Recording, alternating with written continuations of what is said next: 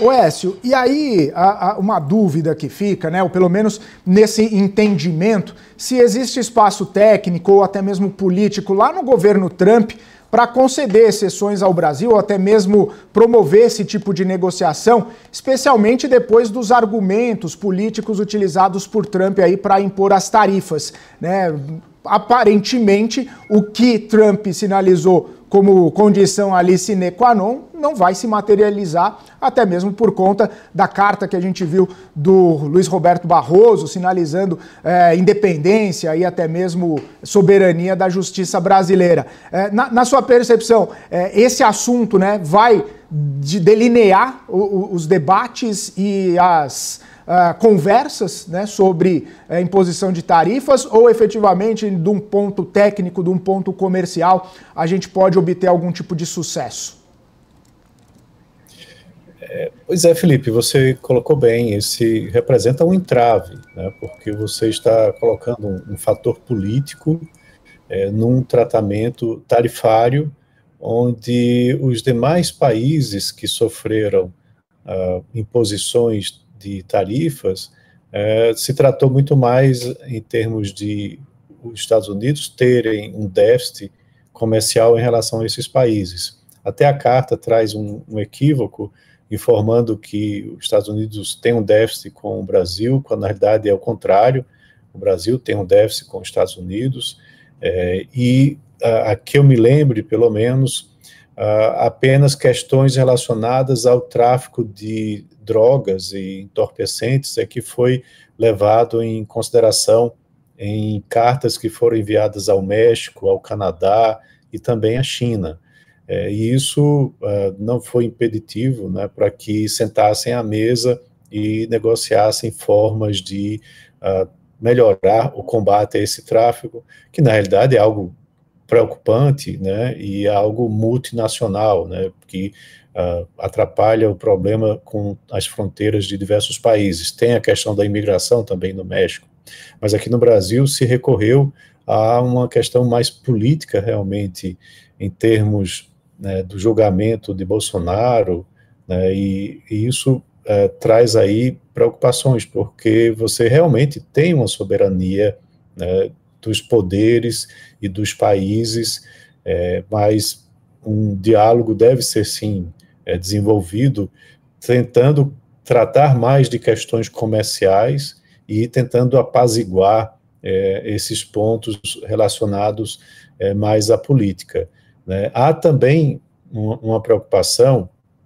com relação à postura, né, daqui do governo e do judiciário com empresas americanas, e aí você começa a ter uma problemática também da soberania, novamente, de empresas americanas que atuam aqui no mercado brasileiro, né, e que aí o governo americano tem interesse em defender o posicionamento delas, principalmente essas big techs, empresas também de redes sociais. Esse é um outro ponto que deve ser levado à mesa para discussão. Além disso, vem também o posicionamento, né, político do governo atual, né? Na semana passada, a gente teve reunião do BRICS e o presidente Lula fez diversos posicionamentos, né, contrários à moeda americana, como a moeda preferencial para o comércio internacional,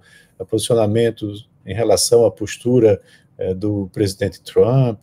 E isso precisa também ser trabalhado. É necessário que haja uma aproximação do governo brasileiro com o governo americano, mesmo sendo de linhas políticas antagônicas. Você não pode tomar um posicionamento que sempre o Brasil não tomou no passado. O Brasil sempre dialogou com nações do Ocidente, do Oriente, sempre teve uma diplomacia muito positiva nesse sentido. Durante a Guerra Fria, por exemplo, o Brasil soube lidar isso muito bem e foi um período de um crescimento bastante positivo aqui na nossa economia. E é preciso que nessa Guerra Fria 2.0, que o Brasil novamente volte, né, a tomar uma posição um pouco mais neutra, para ter diálogos e também benefícios nessa condução da diplomacia com os países membros do BRICS, né, países também de forças mais orientais e os países, né, de forças mais ocidentais. Isso deve ser levado em consideração também o fato de que a China, por exemplo, vem em ampla negociação com os Estados Unidos, e esse final de semana foi anunciado mais um avanço, né, de um acordo comercial entre Estados Unidos e China.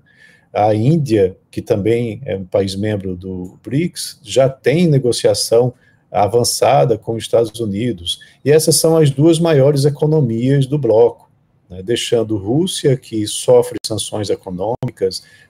por ter invadido a Ucrânia, e o Brasil ficaria de forma isolada, levantando uma bandeira anti-Ocidente, né, que não traz benefícios, né, indo, inclusive, contrariamente à postura que já adotou no passado, que sempre adotou no passado, de um diálogo com todas as nações, né, através de diplomacia, para que o Brasil pudesse ter acesso a esses mercados, ter um bom relacionamento com essas nações. Então, essa postura precisa ser redesenhada, né, é preciso que haja uma negociação forte e não a retaliação. A retaliação não vai trazer ganhadores.